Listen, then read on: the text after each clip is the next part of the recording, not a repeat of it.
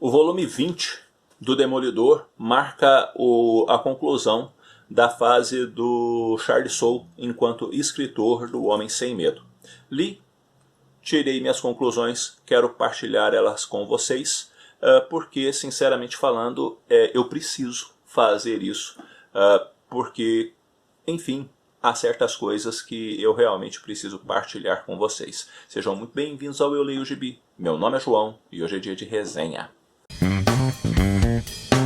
Se é uma das coisas decepcionantes nesse ano de 2019, é o Demolidor do Charles Soule.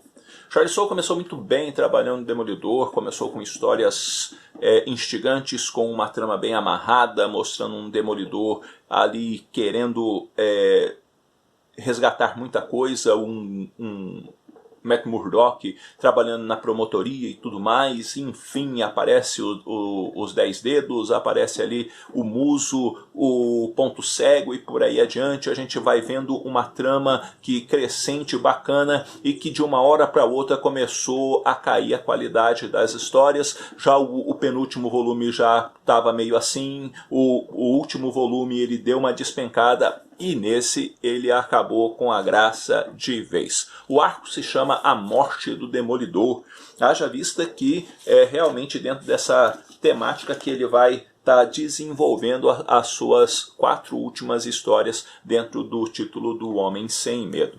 A história, embora queira surpreender no final, ela não surpreende, porque acaba se tornando previsível que é realmente aquilo que estava acontecendo. E, sinceramente falando, o que acontece para trazer ou para provocar essa situação também não é nem um pouco convincente. Então a história ela vai se desenvolver dentro de um perfil que outrora, ou quem sabe num dado momento, sei lá, poderia até parecer bacana, mas infelizmente não é. E me parece também que o Charles Soule acaba demonstrando uma certa preguiça, né, sabe, na forma de construir a história, haja vista que é meio que tipo aquela coisa de parece que quando o cara está de aviso prévio e não quer muito trabalhar, então ele faz uma história, na minha opinião, um pouco preguiçosa e tornando, infelizmente, a conclusão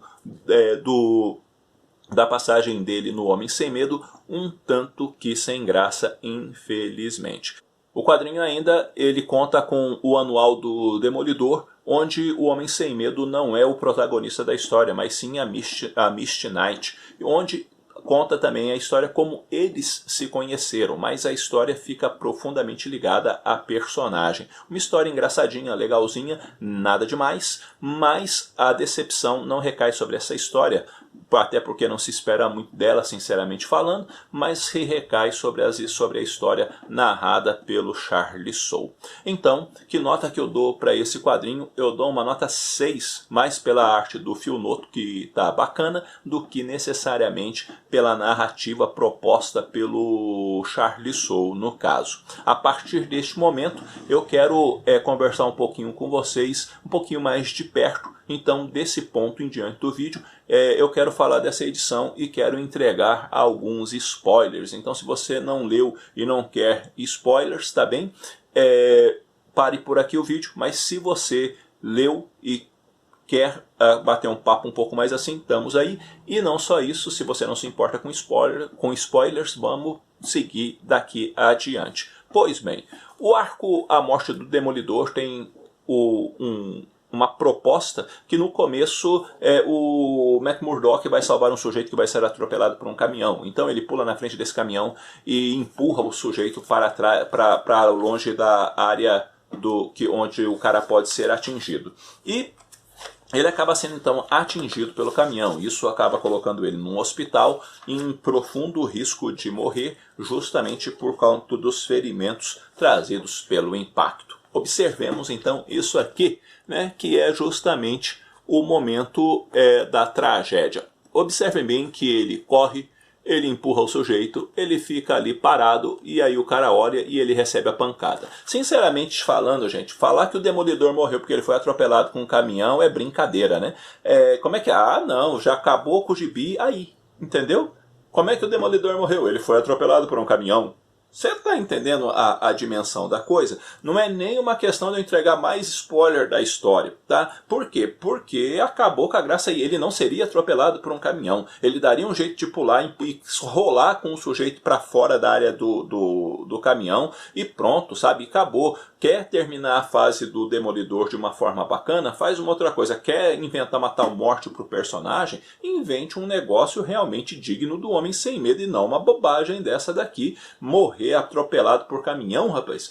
Sabe, não existe isso para um personagem igual o Matt Murdock. Não existe isso para um personagem da grandeza do Demolidor. Então, isso é, sinceramente falando, brincar com quem é fã do personagem e propor uma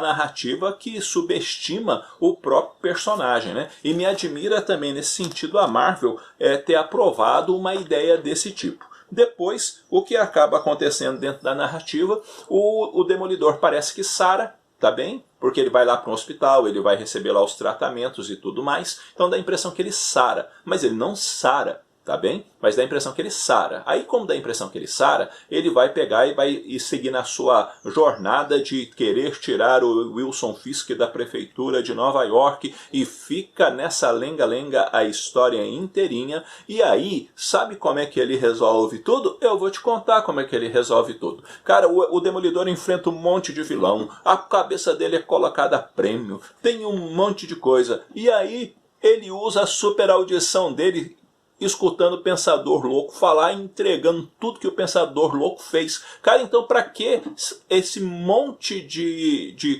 lero-lero, esse monte de firula, ficar juntando equipe e o caramba pra provar A, B ou C, se você pura e simplesmente tem uma super audição e poderia ter escutado isso e dado um jeito de provar isso da forma com que ele fez aqui na história, que foi pura e simplesmente colocando o Demolidor pra depor no processo contra o Rei do Crime. Então, isso também é um negócio que, sinceramente falando, é para subestimar qualquer pessoa. Não só isso, o mercenário dá um tiro na perna do Demolidor e depois ele é surpreendido pelo Mike Murdock. Sim, o mercenário foi surpreendido por alguém que se aproximou de uma forma silenciosa atrás dele e acabou derrubando o sujeito. O mercenário sendo surpreendido com uma coisa dessa. Não, também não dá certo.